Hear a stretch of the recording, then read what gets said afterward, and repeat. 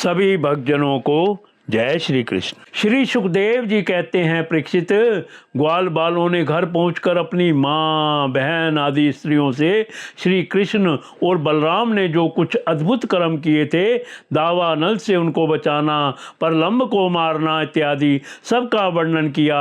बड़े बड़े बूढ़े गोप और गोपियाँ भी राम और श्याम की अलौकिक लीलाएं सुनकर विस्मित हो गई। वे सब ऐसा मानने लगे कि श्री कृष्ण और बलराम के वेश में कोई बहुत बड़े देवता ही ब्रज में पधारे हैं। इसके बाद वर्षा ऋतु का शुभागमन हुआ। इस ऋतु में सभी प्रकार के प्राणियों की बढ़ती हो जाती है। उस समय सूर्य और चंद्रमा पर बार बार प्रकाशमय मंडल बैठने लगे। बादल, वायु, चमक, कड़क आदि से आकाश शुभ्र सा दिखने लगा। आकाश में नीले और घने बादल घेराते, बिजली कौंधने लगती, बार बार गड़गड़ाहट सुनाई पड़ती। सूर्य, चंद्रमा और तारे ढके रहते। इससे आकाश की ऐसी शोभा होती जैसे ब्रह्म स्वरूप होने पर भी गुणों से ढक जाने पर जीव की होती है। सूर्य ने राजा की तरह पृथ्वी रूप प्रजा से 8 महीने तक जल का कर ग्रहण किया था। अब समय आने पर वे अपनी किरण करों से फिर उसे बांटने लगे।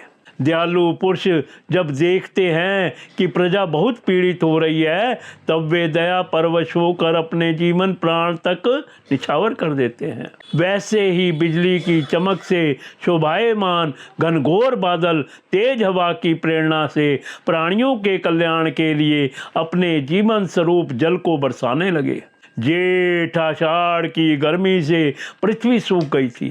अब वर्षा के जल से सिंचकर वह फिर हरी भरी हो गई। जैसे काम भाव से तपस्या करते समय पहले तो शरीर दुर्बल हो जाता है, परंतु जब उसका फल मिलता है तब हष्टपुष्ट हो जाता है।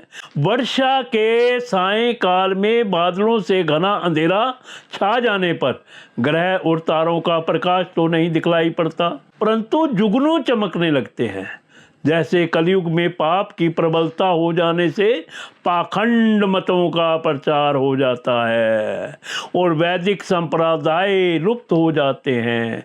जो मेंढक पहले चुपचाप सो रहे थे, अब वे बादलों की गरज सुनकर टर टर करने लगे। जैसे नित्य नियम से निवृत्त होने पर गुरु के आदेशानुसार ब्रह्मचारी लोग वेद पाठ करने लगते हैं। छोटी छोटी नदियाँ जो जेठ आषाढ़ में बिल्कुल सूखने को आ गई थी, वे अब उमड़ घुमड़ कर अपने घेरे से बाहर बहने लगी।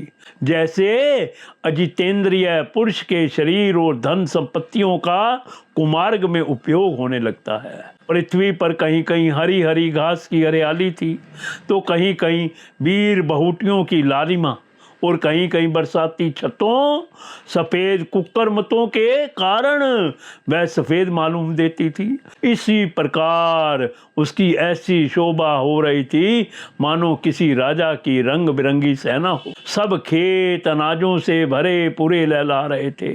उन्हें देखकर किसान तो मारे आनंद के फूले नहीं समाते थे, परंतु सब कुछ प्रारब्ध के अधीन है। यह बात ना जानने वाले धनियों के चित्त में बड़ी जलन हो रही थी कि अब हम इन्हें अपने पंजे से कैसे रख सकेंगे। नए बरसाती जल के सेवन से सभी जलचर और थलचर प्राणियों की सुंदरता बढ़ गई थी। जैसे भगवान की सेवा करने से बाहर और भीतर के दोनों ही रूप सुगढ़ हो जाते हैं। वर्षा ऋतु में हवा के झोंकों से समुद्र एक तो यूं ही उताल तरंगों से युक्त हो रहा था, अब नदियों के संयोग से वह और भी शुभ हो उठा। ठीक वैसे ही जैसे वासना युक्त योगी का चित्त विषयों का संपर्क होने पर कामनाओं के उभार से भर जाता है। मूसलधार वर्षा की चोट खाते रहने पर भी पर्वतों को कोई व्यथा नहीं होती थी। जैसे दुखों की भरमार होने पर भी उन पुरुषों को किसी प्रकार की व्यथा नहीं होती जिन्होंने अपना चित्त भगवान को ही समर्पित कर रखा है। जो मार्ग कभी साफ नहीं किए जाते थे, वे घास से ढक गए और उनको पहचानना कठिन हो गया। जैसे जब द्विजाति वेदों का अभ्यास नहीं करते, तब काल कर्म से वे उन्हें भूल जाते हैं। यद्यपि बादल बड़े लोकोपचारी हैं, फिर भी बिजलियां उनमें स्थिर नहीं रहती हैं। ठीक वैसे ही जैसे चपल अनुराग वाली कामनी स्त्रियां गुणी पुरुषों के पास भी स्थिर भाव से नहीं रहती। आकाश मेघों के गर्जन तर्जन से भर रहा था, उसमें निर्गुण बिना डोरी के इंद्रधनुष की वैसी ही शोभा हुई जैसी सत्व रज आदि गुणों के श्लोभ से होने वाले विश्व के बखेड़े में निर्गुण ब्रह्म की। यद्यपि चंद्रमा की उज्ज्वल चांदनी से बादलों का पता चलता था, फिर भी उन बादलों ने ही चंद्रमा को ढककर शोभाहीन भी बना दिया था। ठीक वैसे ही जैसे पुरुष के आभास से आभासित होने वाला अहंकार ही उसे ढककर प्रकाशित नहीं होने देता। बादलों के शुभागमन से मोरों का रोम रोम खिल रहा था। वे अपनी कुह को नृत्य के द्वारा आनंद उत्सव मना रहे थे। ठीक वैसे ही जैसे गृहस्थी के जंजाल में फंसे हुए लोग जो अधिकतर तीनों तापों से जलते और घबराते रहते हैं, भगवान के भक्तों के शुभागमन आनंद मगन हो जाते हैं। जो वृक्ष जेठ आषाढ़ में सूख गए थे, वे अब अपनी जड़ों से जल पीकर पत्ते फूल तथा डालियों से खूब सज धज गए। जैसे इस काम भाव से तपस्या करने वाले पहले तो दुर्बल हो जाते हैं, परंतु कामना पूरी होने पर मोटे तगड़े हो जाते हैं। परीक्षित, तालाबों के तट कांटे, कीचड़ और जल के बहाव के कारण प्राय अशांत ही रहते थे, परंतु सारस एक क्षण के लिए भी उन्हें नहीं छोड़ते थे। जैसे अशुद्ध हृदय वाले विषयी पुरुष काम धंधों की झंझट से कभी छुटकारा नहीं पाते, फिर भी घरों में ही पड़े रहते हैं। वर्षा ऋतु में इंद्र की प्रेरणा से मूसलाधार वर्षा होती है।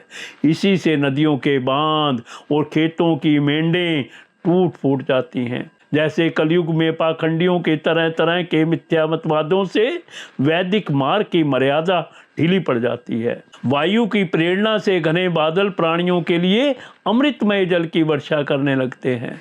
जैसे ब्राह्मणों की प्रेरणा से धनी लोग समय समय पर दान के द्वारा प्रजा की अभिलाषाएं पूर्ण करते हैं।